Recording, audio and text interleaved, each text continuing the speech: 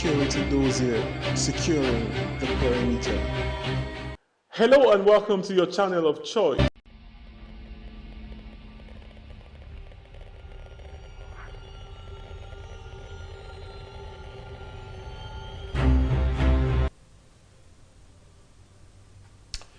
With the rising spate of insecurity in the country, especially banditry and insurgency, there is a greater need for Nigerians to support the armed forces with a view to bringing to an end this ugly menace.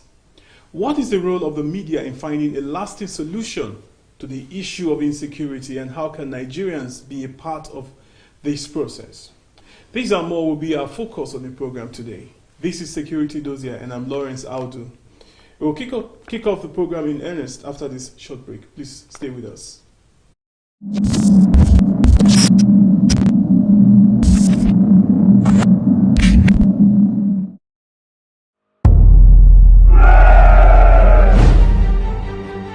The question of leadership is a factor in this regard to the success of the fight against the Boko Haram terrorists. And then you look at also the factor of morale.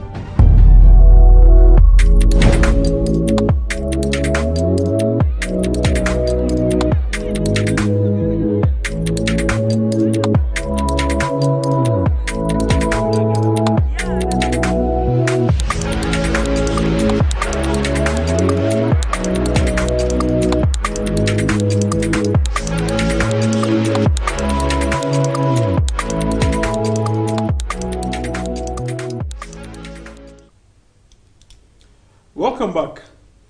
The fight against insurgency, how far so far? And how can the media be a part of the solution? With me to discuss this on Security Dossier today is the chairman, Military Writers Association of Nigeria, Military Writers Society of Nigeria, I beg your pardon, Dr. Abubakar Mohammed. Welcome to Security Dossier. Thank you very much. It's a pleasure being here. It's a pleasure having you too. Thank you very much. Now, the Military Writers Association of, Society of Nigeria, what is it all about? Well, it's a group of people of like minds who believe in what the military is doing, and they have something that unites them all, that is the pen and paper. They are either journalists, authors, who have written books, or who have written articles, poems, and what have you. And these very people believe that it is good for them to use their craft to support, encourage the military. That's just what the society is all about. Of course, including even those who are photographers, because they are equally part of the arts something.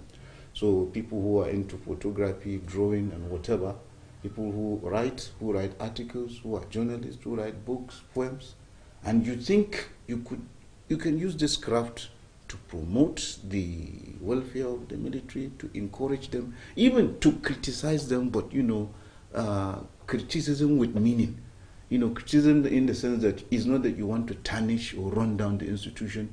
You want, things to get Constructive, better. Constructive criticism, yes. Yeah. Yeah. So that's what the society is all about. So what came about this? How did it all start? Well, we've discovered that, a similar society like this exists in the United States. And some of us are members of that very society, Military Writers Society of America. And someone said, who is equally a member, that, see, we are not American citizens, and whatever we do there is a wasted effort. And we even pay $50, annual membership. So what's the use of, joining a society in the US that doesn't promote or defend your interest? Since we've discovered there is a gap in Nigeria, not only in Nigeria, in many African countries, why not set up something similar in Nigeria? Why not set it up? So we speak to some people. Your chairman is, your publisher is one of those people we contacted, and so many people of like minds, and we've got the go ahead to come up with the society. That was last year, the last quarter of last year, November, December, if I can recall. So this was what just gave us the idea to set it up. It's So not an original idea that come from. We've seen it. Not like the military gave you a heads up to. No, do this. no. They don't even know when we set up the thing. They don't even know that some of us are members of the American Military Writers Society. We've been there monitoring and seeing how things have been done there, to learn. But at the end, even if it comes to voting, even if it comes to your opinion, doesn't count. Sure. So we set up what we will set up here without their consent or approval, because it's not a government body, it's non-partisan, it's whatever, not for profit and non-partisan and not. It's a neutral body. Mm-hmm. So, but the governing council suggested that it is good we inform them. We still refuse to do it. We said, okay, let's approach the Corporate Affairs Commission to kickstart the process of registration. This was what made us to now inform the military people. The Corporate Affairs Commission said, well, we are seeing Nigerian Military Writers Society. We would strongly advise you get a written consent from the military authorities to show or to convince us that this thing won't be counterproductive, that they are okay with it. So this was what made us to now approach the CCMA, who is now in Kaduna. The General U.S. Mohammed. Yes, to tell them this is what we are doing. These are the steps that we have taken, and we are here to see you because of this issue of this registration. So that was what made them to be fully aware of, and they welcomed the idea, and I think some of them even said they want to join.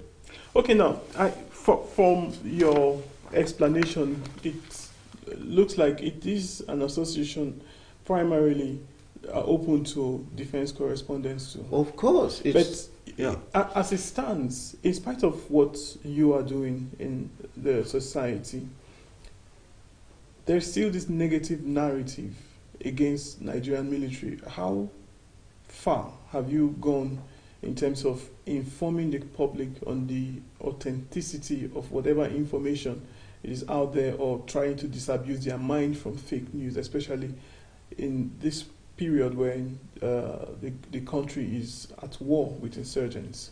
Well, I think I will itemize it maybe in 3 points. Number one, we collaborate with journalists. The Nigerian news is one medium that I think we've been having a very fruitful relationship. And there are other media houses, other journalists who equally believe that, some of the news or some of the stories, that people peddle out there is just a bunch of lies. So we collaborate with them, and they use, their platforms to educate, to inform the people, the general public, that this is the correct situation of things. You might hear this rumor or this rumor because of the social media, because of people who have, even a fifth columnist who just want to run down the system, but this is the actual thing, based on facts that we know or we have been told or we have seen with our eyes. So we are using, our members have veritable platforms, and they do this at gratis. You don't pay them anything, because they believe this is their fatherland, and the army is an institution that needs to be protected. So we are using the various media platforms. Then number two, through poems. Poems. People write poems. Number three, press conference. You call media houses, general public, you speak. And then in addition to this number two that I told you, poem, there is this informal gathering where you congregate together with friends, associates, maybe to have a drink or whatever. Then you bring the topic, people, and everybody come with his own idea, and then you will see some of them that have this very wrong notion. So you try to disabuse their mind by giving them, the correct fact. Some will end up changing their minds. Some will end up saying no. You might have been paid, or you might have been, you are doing this not just because you are interested in the country or the army. It's a sponsored thing. Like the last press conference we did, a rejoinder came that it was sponsored. So, but these are some of the challenges associated with this thing. But I think by and large, we are doing a little best here and there. And there are some people that no matter what you do, you cannot change them. They have already made up their mind. Because they have a predetermined something they want to achieve. So, but some people that are innocent, that have been deceived innocently, and they think, what they are hearing is the truth. Once you tell them, they say, "Oh, I'm now getting the clearer perspective."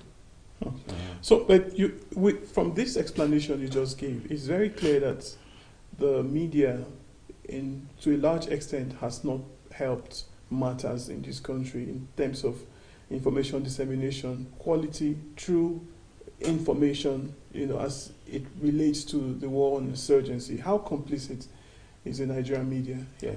Well, the media, by and large, the media is trying. We have a vibrant media institution in Nigeria. If I would bunch up the whole media institutions into one, I would give them maybe 60%, which is a credit. But there is still much that needs to be done. I don't know, possibly because most of these very media houses and platforms are owned by politicians. So the politician who is the owner usually, superimpose his idea or his mission, his interest. Whatever you do, it must be geared towards achieving my interest. So, by and large, you will see that the media is equally, coming short of its expectation. With regards to the military, I've seen one thing. If the military did something good, there is this reluctance in reporting it. Sure.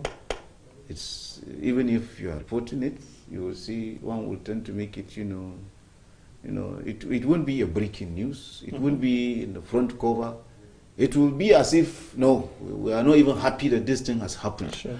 But the moment, the enemy, our common enemy, inflicts. The bandits, the terrorists, the moment they are able to achieve one little breakthrough, it's all over. So in this very case, the media is complicit. A case in point is one Lance Corporal that's defied his oath of service to make a broadcast recently. What's your view? Does it reflect the generality of the issue on the ground, or is just an isolated case? I don't. Can you rephrase the question? It was Lance Corporal who came out recently. Lance Corporal Martin. Yes, to say, it took on service chiefs and made a whole lot of allegations. Is that a reflection of what is on ground? No. According to, from your own perspective? Well, fortunately, I just returned from Maiduguri, and I interacted with, I think, 3 soldiers. One is a junior officer, a lieutenant, the remaining ones are corporal like Martins. And what they all told me is things are getting better. Things have improved. 2014-15, their feeding allowance used to be 500 naira per day. It has now been increased to 100%. They get 1,000. And one of them, I told them, I said, see, if you are telling me your feeding, whatever has been improved, and they prepare meals and give you, the meal is good, I want to see it. Can you do me a favor, snap the meal? I have participated in their meal before. Thank you. So I saw them eating chicken. Yeah. Huh? So, in fact, at a point, we traveled from Maiduguri through Polka, Goza, to Madagali in Adamawa State. And all through the 4 days we were in Maiduguri, the food served to soldiers was what we were being fed. Thank God you have seen it with your eyes. And it wasn't Thank really you. any different. So when I saw it, I said, this is marvelous. Then he said, apart from that, the present military leadership has equally introduced what they call cigarette allowance. Wow. That is 200 naira daily. Whether you smoke, you don't smoke. If you don't smoke, you can convert the money into something. Yeah. So after every 30 days, end of the month, they lump up your cigarette allowance of 200 naira daily into 6,000 and then credit your account with it. Wow. You know, all these are things, you know, being put in place to motivate the fighting force. yes. Then their operational allowance used to be 1,000. That these people have the army leadership or the military leadership have increased it to 1,500, and they pay it straight into their account. I don't know any other thing any other person wants, you know, the leadership to do more than this. You understand? To me, with the present financial constraints the country is experiencing, and you are putting all these things in place to motivate and encourage them, I don't think if you... Let me just factor in with the issue of replacement of service chief. Even if you ask these ones to go, and I know one day they will go, no one is indispensable. Sure. But if somebody is doing his best, and you've seen that, you know, he's really doing his best, you should encourage him and help him so that the common enemy of the country will be defeated. So what they are doing, this present crop of army leaders, the military leadership, I think they deserve commendation. Because when I heard it, I said, with cigarette allowance, operational allowance, and all this, and then I told him, why are you people not talking?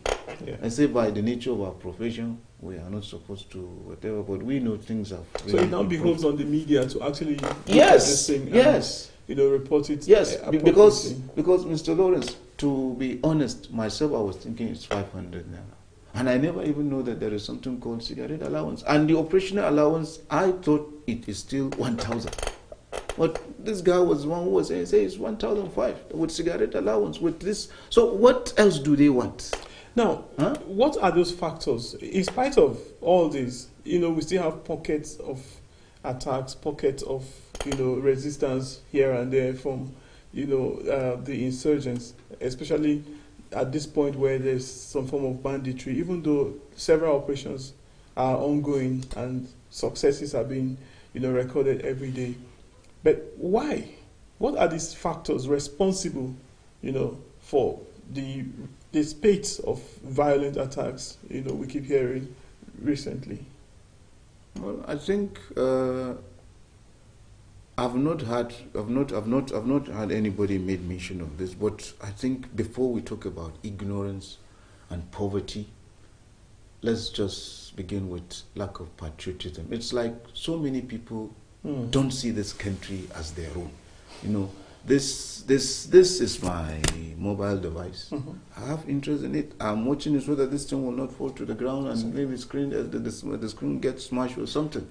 So if we as Nigerians begin to see this country as ours, that we are stakeholders, that we have no any other place to go apart from this country, that today if something will happen, we cross to Togo or Benin Republic or Niger or Is there a country that can accommodate Nigeria's refugee? Thank you. They won't accept us. Then we'll begin to say, okay, this country is not just an entity that belongs to Buhari or Sadiq or Burete. It is ours. Then once that thing is in place, then the issue of saying we need to protect it, we need to safeguard the interests of the country will be there. But at the moment, I don't know, I might be wrong, but I'm seeing it as if no one really cares about the country. It's like everybody is trying to make a plan B. And who knows? Maybe it's the elite that have started it. You see everybody with a second passport of another country. Sure. So the ones that are the masses say, okay, since we cannot go anywhere, and the way we see it is like people up there, they are having their time. Let's destroy the after all, what is the benefit of being in Nigeria? Mr. A is a graduate, there is no job. The other one wants to go into trade, there is no capital. You understand? All these are things that, you know, end up frustrating young people. And he looks left, he looks right, then you see the younger brother of the neighbor or the son of the other person, his cousin or his father has become local government chairman or house of rep member or whatever. All of a sudden, overnight, what? They say, okay, So then the issue of the ignorance come. The fundamentalists will come and tell them the reason why you are suffering is because of injustice. And what is bringing this injustice is this democracy. Is this constitutional form of government that empowers this democratic setup. Had it been we are in charge with Sharia, there will be justice. So what you are suffering from is injustice. This country has enough resources for everybody to have the good life. What they are sharing there, what they are busy enjoying is a national cake. You have your share there. So if you can support us to overthrow them, we'll bring in. It's still politics. The terrorism is politics by means of armed conflict. It's still another form of politics, but they come with the religious narrative because they know this frustrated young man will swallow the debate. So once he hear it, to him, he is doing, the work of God. We need to overthrow the system, and he joins them. And the politician now comes who doesn't like the government, who has a grudge with the government. He will now tell the fundamentalists, what you are doing is the work of God. I want to support it. And the fundamentalist who has deceived this young man, the fundamentalist is thinking this politician is interested in the so-called jihad or movement, not knowing that to him, you are just a tool. Understand? This thing you are doing will destabilize my enemy. And so all of a sudden you will just hear he has transferred logistic or money to this criminal. The fundamentalist will not even know that it's this very politician that has, because he wants to be protected. And before you know it, they are with money, they are with. So once this young man have been, okay, this discussion I had with you, are you okay with it? Okay, this is, go settle your family. He will go and call 10 more young people. Before you know it, they become, so it's, I don't know how to say it. So many factors are involved. You see, the political aspect is in it, because there are politicians that just want to discredit the system once they lose out. Then the so-called innocent religious fundamentalist who believe this system is evil, we must bring it down, but his challenge is finance and logistic that this very politician will now use. Then the frustrated young man on the street. You understand? The frustrated young man who has no job and who think, okay, I'm hopeless in this life. And the reason why I'm hopeless is because ABC are in government using democracy and they are busy taking everything, and me, look at me, if I keep quiet, that's how I'll die in poverty, in penury. So I better join this very people to overthrow the system. Then gradually the thing becomes something, that even people who are educated will now join. That is why when people said it's just a matter of ignorance, I said no. We've seen people with degree certificate, with master's, PhD, burning it, joining these very people. They will say, the way we see these people are doing, they are doing the work of God, and see how the thing is growing. No, we need to join them. You see, they burn, and it becomes a mass movement. Well, we've been talking with Dr. Abubakar MS, who is the chairman, Military Writers Society of Nigeria, and we've been talking about how the media can be a part of the solution to insurgency in Nigeria. We'll take a quick break, and when we come back, the program will continue. Please stay with us. For almost a decade, the Nigerian army have given their all to ensure that our dear country is not overrun by Boko Haram insurgents. Some have in the process paid the ultimate price, while many will forever live with indelible scars occasioned by their determination to protect the country, no matter the hurdle.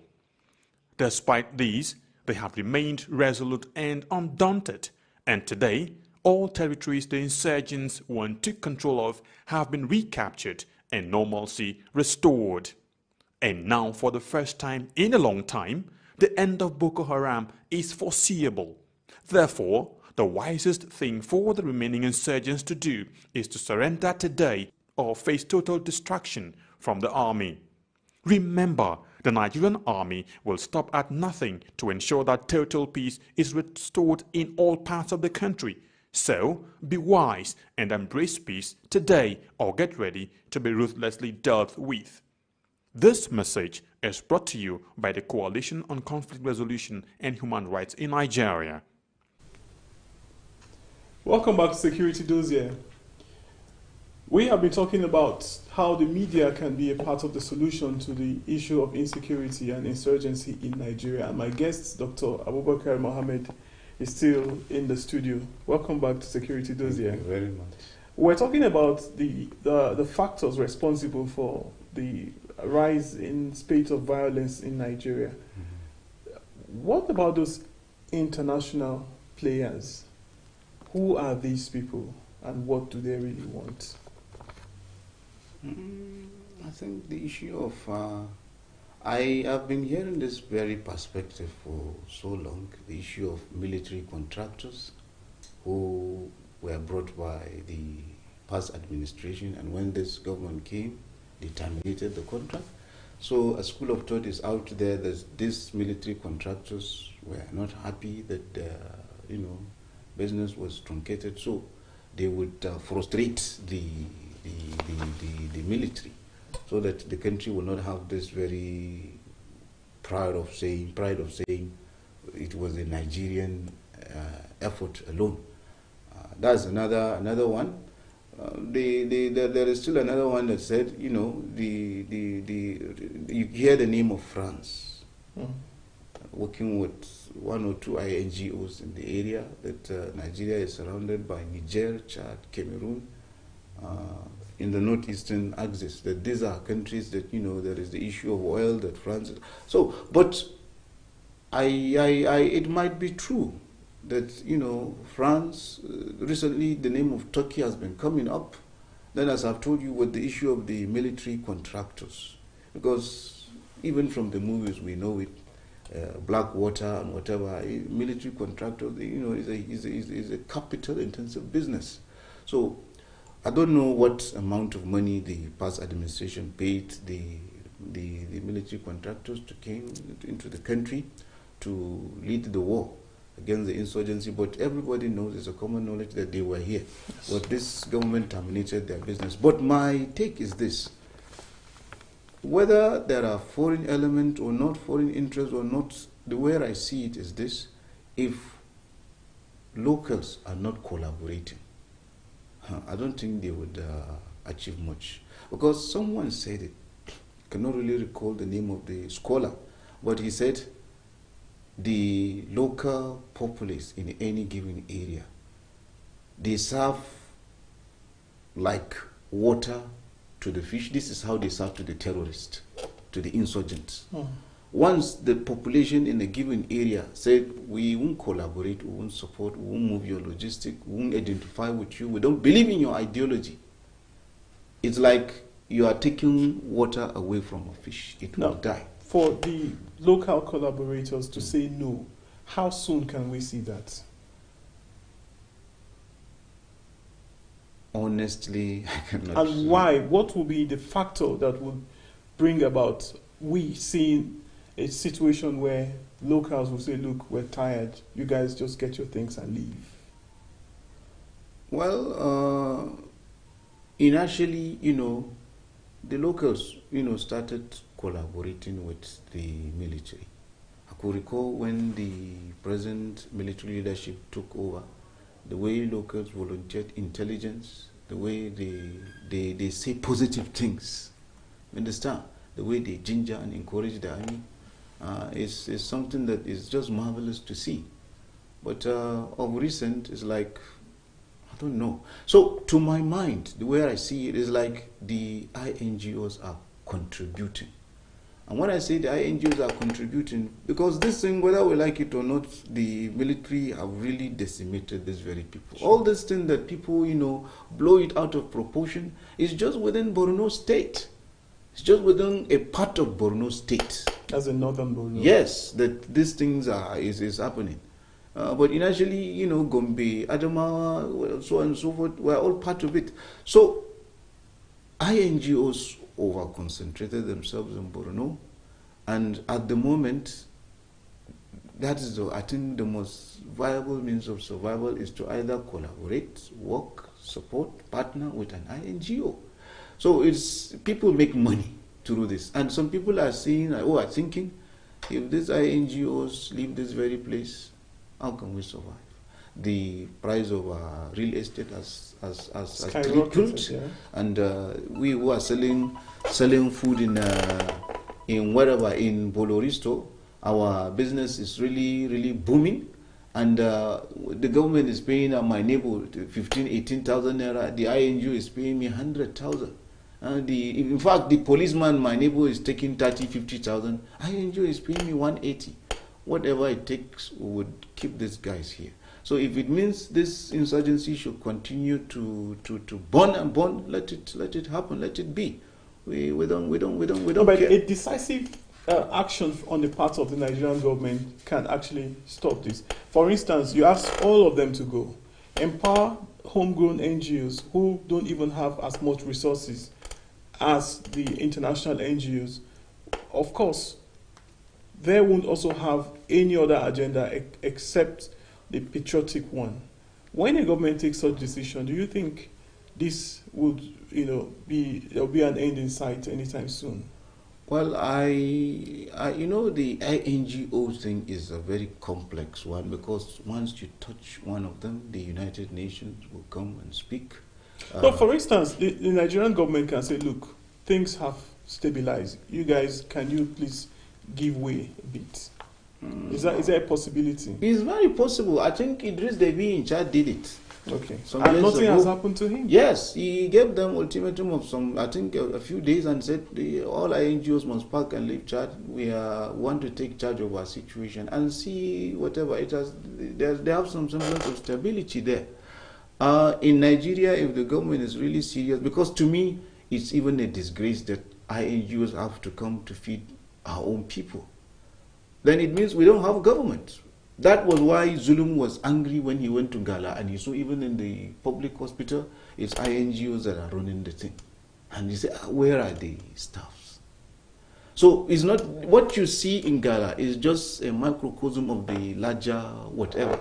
Virtually everywhere you go, the civil servant, the whatever, everybody has surrendered everything to INGOs. So, and those INGOs, they have their interests. They have their interests.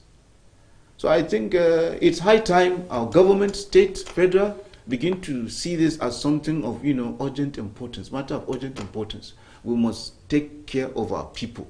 Because I agree, if you go to certain IDP camps, NEMA with SEMA, the SEMA brings in condiment, NEMA brings in the food. But the last time I was in one of the IDP camps, because they said if the NEMA and the SEMA guys come with food before they will come back till after 60 or more days, before they come with it. So in my eyes, I saw the INGOs coming, sharing spaghetti, macaroni, and whatever to the people. You imagine you are a family man, and then I'm the one who come to your house to feed your children and whatever. Where is your honor? Where is your respect? To a large extent, this is what we do here in this country. We allow the INGOs to come and they take charge of everything, and they go with this principle of neutrality, humanity, or whatever. They don't care what. They serve both the insurgents. Yes. They serve they help the terrorists with medicine, with food, with supply, because they are neutral. I'm not just happy with what has happened recently, but look at it. You claim to be neutral to these people. They have abducted your staff. The action against hunger and is it Reach International and ICRC, their staff were kidnapped by this terrorist. So you see, the idea of saying principle of neutrality, of humanity, has a limit. Sure. Once it comes to the issue of terrorism and banditry, you must take a stand. There is nothing like neutrality here. Yesterday, General Buratai, the Chief of Army Staff, said that dialogue with criminals is not a military option. What's your take? I was happy when I heard him say that, because to my mind, the military and even the government should not, encourage that. For example, the complex subject area of this kidnapping that these terrorists are now using. They have been boxed into the corner by the military. They are finding it difficult to survive. And the issue of, sending money here and there is like the eyes watching the money is becoming very, very sensitive. Yeah. So the easiest way for them now to get money is to kidnap people. You hear them asking of $500,000. Huh?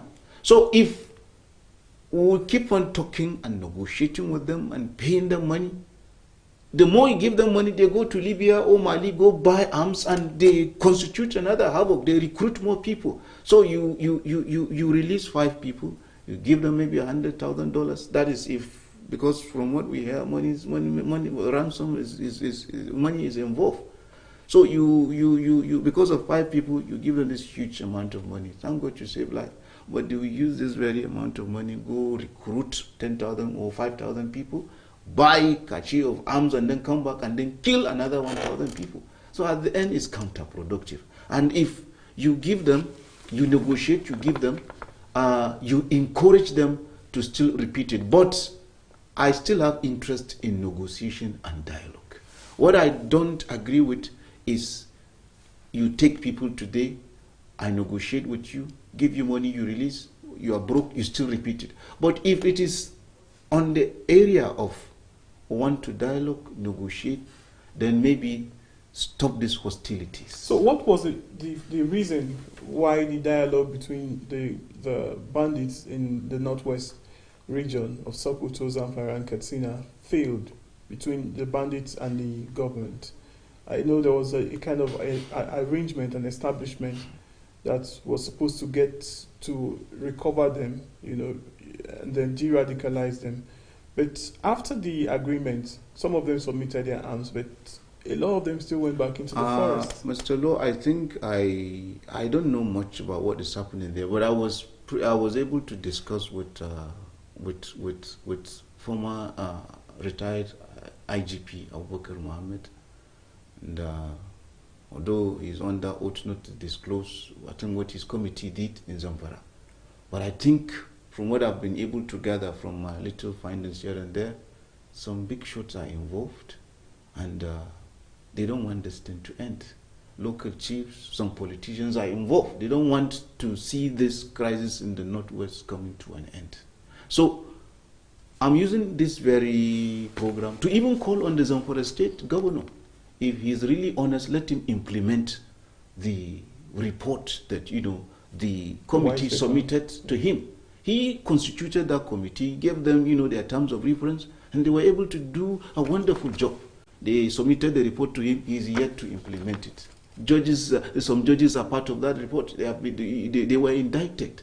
You understand? Local chiefs and so many other people.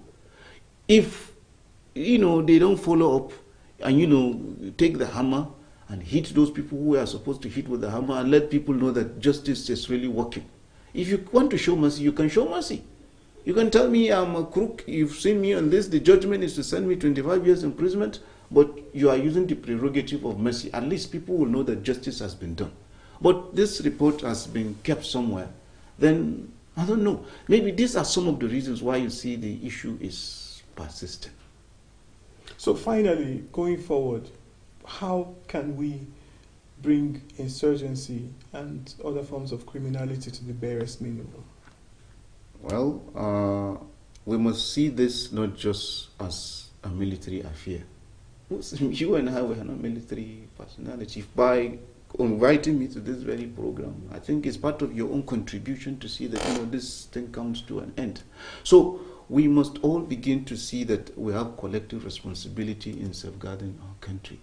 And if you are living in a place in Borno, in Benue, in Kaduna, in Zamfara, you are a leader. Let's assume you are a leader, 50, 60, 70. You must be able to interface, interact with these boys who are doing this thing. You must be able to call them to order. You must be able to tell them this thing won't help us. What is your grievances? How can we channel it to the appropriate authority to see that, we seek redress for you? You must get involved. But at the moment, I'm seeing as if some of the people who ought to come out and speak, they have this I don't care attitude. And some of them are even in government. I wouldn't mention name, but I think the president has done enough. Let me just isolate the Northwest and, focus on the Northeast. He has done enough for that very region. So many people in the Northeast, are managing the security paraphernalia of the country. But I tell you, except maybe 1 or 2 among them, most of them are inaccessible. Well, we have been talking on insurgency in Nigeria and how we can be a part of the solution. And my guest has been Dr. Abubakar Mohammed, who is also an author and chairman, Military Writers Society of Nigeria. Doctor, you're welcome. Thank you for being here with us today. Thank you. And we look forward to having you again some other time. Thank you very much. Nigeria remains the only country we can call our own. We must try to protect her integrity as much as we can. Just imagine a refugee situation from this country. Which nation around us is able to take the influx of Nigerian refugees? This is why we must try as much as possible to protect her sovereignty. This is where we draw the curtain on the program today. Until we come your way again with another exciting edition of Security Dossier, my name is Lawrence Audu. Please don't forget to follow us on all our social media channels, YouTube, Facebook, Instagram, and Twitter. Bye for now.